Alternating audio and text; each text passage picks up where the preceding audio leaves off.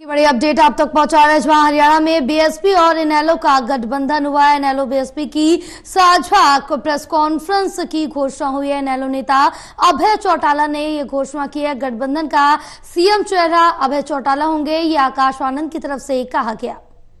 उसकी वजह से बहुत सारे धुरंधर जो है उसमें कोई पारदर्शिक मामला नहीं था। अब तो रीजनल पार्टियों के मुद्दे हैं। रीजनल पार्टी अगर मजबूत नहीं होगी तो मान के चलो प्रदेश कमजोर पड़ जाएगा, क्योंकि ये दोनों तो लूटने वाले लोग हैं।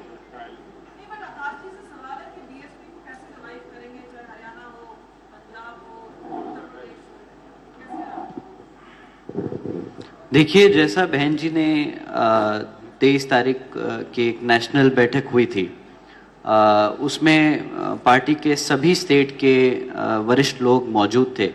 तो बहन जी ने उसमें काफ़ी विस्तार से हम सभी को डायरेक्शन दी है कि किस तरह हमें वापस से अपने कैडर को गांव-गांव जाकर कमेटियों को तैयार करके लोगों को पार्टी से जोड़ना है।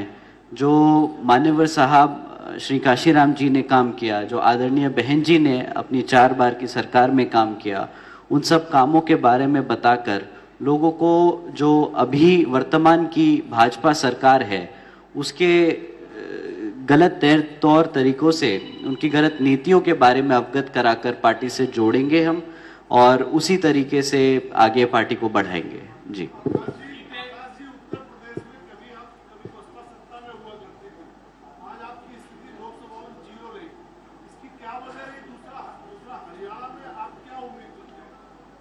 देखिए, अब लोकसभा तो निकल गया और हम आज INLO और बसपा के गठबंधन की प्रेस कॉन्फ्रेंस में हैं, तो अगर क्वेश्चंस उससे प्रिटेनिंग है तो प्लीज़ ज़रूर पूछे।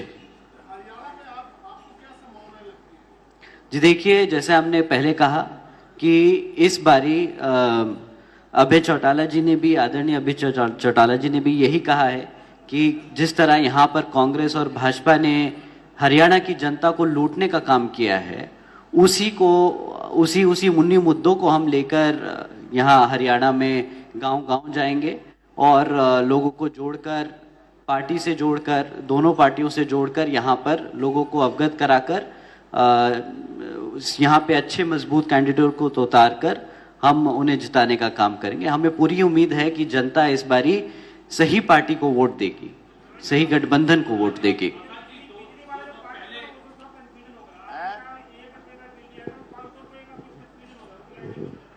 क्या चीज है? मैंने आपसे ये कहा था, हमेशा कही है ये बात, कि आज जो मीटर लगे हुए हैं जो घरों के अंदर होते थे, इस भारतीय जनता पार्टी की सरकार ने वो मीटर घर के अंदर से निकाल करके बाहर पोल पे लगा दिए। और जब पूछा हमने विधानसभा में इस बारे में कि ये फैसला आप क्यों ले रहे हो, तो मुख्यमंत्री का उस वक्त ये जवाब था, मनोहर लाल खट्टर थे मुख्यमंत्री, उन्होंने कहा बिजली की चोरी रोकने के लिए। मैंने उनसे फिर अगला सवाल किया था कि आपके अपने घर नहीं है, आप तो लोगों के घरों में रहते, आपको क्या पता बिजली की चोरी हो रही है कि नहीं हो रही है। दूसरा सवाल, मेरा सवाल उस वक्त ये था कि कोई एक आदमी, 2 आदमी, 4 आदमी तो हो सकता है कि बिजली की चोरी कर रहे हो, लेकिन आपने हर आदमी के ऊपर ये कैसे कह दिया कि इसमें बिजली की चोरी हो रही है? आप इसका मतलब हर आदमी को बेईमान समझते हो। मैंने कहा फैसला गलत है। आज भी हम कहते हैं कि वो फैसला गलत था, गलत है। हमारी सरकार बनने के बाद मीटर हटा देंगे, वहां से हटा करके मनोहर लाल खट्टर के घर भिजवाएंगे और ऐसे मीटर लगाएंगे घर के अंदर जिसका 500 से कम तो बिल आ सकता है, 500 से ज्यादा का नहीं आएगा। हाँ, और उसके साथ ऐसी व्यवस्था करके देंगे हम। हमारी जो सोच है, हमारी सरकार बनने के बाद आज आपने देखा है, मैंने अपने खुद के घर के ऊपर इस चीज को एक्सपेरिमेंट करके देखा है कि इससे कितना लाभ मिलता है। मैंने अपने घर के ऊपर, जो मेरा घर का बिजली का बिल लाख रुपए तक भी आता था महीने का, वो 0 आता है। मैंने अपने घर पे वो लगाई है सोलर जो है, और उस सोलर की वजह से आज मेरा बिल जो है 0 है और 70-80% सब्सिडी है सोलर के ऊपर। मैं हर घर के ऊपर हमारी सरकार बनने के बाद सोलर के जो है वो लगाएंगे, प्लेट्स, पैनल लगा देंगे सब घरों पे। और सरकारी जो जमीन है गांव के अंदर, जैसे जोड़ की जमीन है, जैसे कोई और इस तरह की बंजर जमीन है जो खेती के यूज में नहीं आ रही, वहां उन गांव में उन जगह पे भी हम सोलर प्लांट सरकार की तरफ से लगाएंगे और लोगों को फ्री बिजली उपलब्ध कराने का काम करेंगे। हमारी सोच है फ्री देना। हमारी सोच ये नहीं है कि 200 यूनिट कर दो, 300 यूनिट कर दो, ये सब ढकोसले हैं। 200-300 यूनिट के तो हमारे यहाँ 200-300 यूनिट की बात करते हैं, 2-2, 3-3 महीने का इकट्ठा बिल भेजते हैं, फिर उनसे डबल पैसे चार्ज करते हैं, जाकर के उनके घरों पे छापे मारते हैं। ये सारी चीज खत्म कर देंगे। इन चीजों के लिए हमने सोच रखा है, फैसला कर रखा है कि हमारी सरकार बनने के बाद ये 2 चीज हर नागरिक को मुफ्त में उपलब्ध कराने का काम करेंगे, बिजली और पीने का स्वच्छ पानी। 2 चीजें। एक आप क्वेश्चन में, 1 मिनट, आपने अभी एक क्वेश्चन किया था कि आपकी लोकसभा में बसपा की एक भी सीट नहीं है। कांग्रेस पार्टी की 400 सीटें थी और लोग ये कहते थे, लोग भी नहीं, प्रेस के लोग भी ये कहते थे, आम आदमी भी ये कहता था कि कांग्रेस तो 100 साल राज करेगी। वो 40 पे आगे थे कि नहीं आगे थे? लोग हैं, कब कौन कितनी मेहनत करे उसी हिसाब से लोग उसका साथ देते हैं। आप निश्चिंत रहो, हरियाणा के अंदर इंडियन नेशनल लोकदल पार्टी और बहुजन समाज पार्टी की सरकार बनेगी। आप ये क्वेश्चन जो आपने हमारे से किया, बीजेपी के किसी नेता से करके देखना कि इन गठबंधन के बाद आप क्या महसूस करते हैं। उनके चेहरे बदल जाएंगे, उनके हाव भाव बदल जाएंगे। कांग्रेसियों की तो मां मर जाएगी, इस तरह की हालत में बैठे हैं।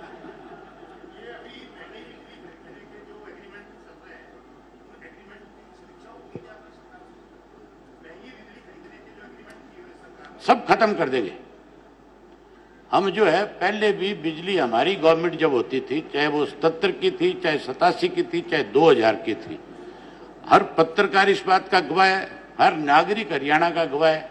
सत्ता में बैठे लोगों से पूछ सकते हो, विपक्ष के लोगों से पूछ सकते हो। हमारे वक्त में बिजली 24 घंटे मिलती थी। ट्यूबवेल की बिजली जो है फिक्स थी कि 22 घंटे हमने बिजली देनी है। डोमेस्टिक लाइट जो है वो 24 घंटे मिलती थी। इंडस्ट्री को भी कोई लाइट की कमी नहीं थी। हमने कोई बिजली कभी परचेज नहीं करी। हरियाणा ने खुद बिजली का उत्पादन किया। हमारे ही वक्त में यमुनानगर का प्लांट लगा, खेदड़ का प्लांट लगा। हमारे ही वक्त के अंदर पानीपत में 1 यूनिट और खड़ी की गई थी।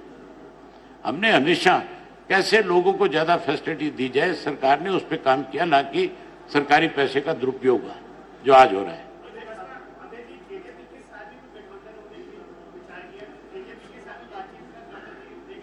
इसके लिए आपको अथॉराइज करता हूं।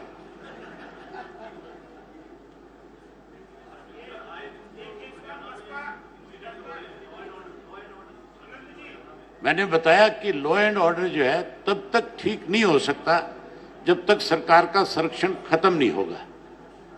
हमारे मनोहर लाल जी जब मुख्यमंत्री थे, नूह में जब दंगे किए गए थे, एक षड्यंत्र के तहत हरियाणा को जब आग के हवाले किया जा रहा था, तो उन्होंने तो यहां तक कह दिया था कि मैं हरियाणा के आम नागरिक की सुरक्षा नहीं दे सकता, प्रदान नहीं कर सकता।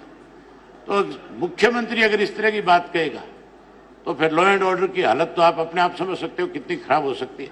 हमने ये फैसला किया है कि हमारी सरकार बनने के बाद गठबंधन की, जिन लोगों ने ऐसे लोगों को संरक्षण दिया, हम उन लोगों को भी सबक देंगे, उनके साथ भी सख्ती करेंगे।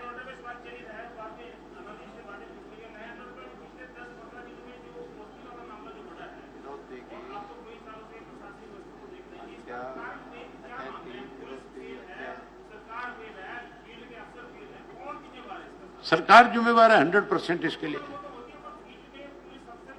पुलिस अफसर क्या करेंगे बेचारे, जब सत्ता में बैठे लोग ऐसे लोगों को संरक्षण देंगे, ऐसे लोगों की पैरवी करेंगे, ऐसे लोगों तक पुलिस जब पहुंचती है तो पुलिस को रोक दिया जाता है कि आप इसको अरेस्ट नहीं करोगे, आप इसको अरेस्ट नहीं करोगे, तो पुलिस क्या करेगी फिर? हाँ, सरकार में बैठे लोग करते हैं, और कौन करता है? बिल्कुल, ऐसे लोगों को संरक्षण बीजेपी का है। उन्होंने एक ऐसा संगठन खड़ा कर रखा। मैंने तो हाउस के अंदर कही थी, मैंने कहा तुमने हमारे जो नफेल सिंह राठी की हत्या कराई गई थी, हमने कहा था कि आप उनको अरेस्ट क्यों नहीं कर रहे, जिन लोगों के नाम दिए गए हैं, जो 120 302 के मुजरिम बनाए गए हैं। परिवार के लोगों ने कहा है कि हमें इन लोगों पे शक है कि इन लोगों ने मरवाया, आपने उनसे अब तक पूछताछ नहीं करी। मैंने उनसे ये कहा था कि इसका मतलब आपने अपनी पार्टी के अंदर एक जो है ऐसा सेल भी बना दिया जो इस तरह के काम भी करता है। ये भाजपा का सेल है, ये भाजपा ने एक सेल के रूप में एक बदमाशों की टीम खड़ी कर रखी है। हाँ, मैंने ये बात विधानसभा में कही, आप वहां मौजूद थे, वहां कही तो यहां भी कह सकता हूं। मैं तो आज भी कह रहा हूं, अब जब सेशन आएगा उस सेशन के अंदर फिर ये बात दोहराऊंगा।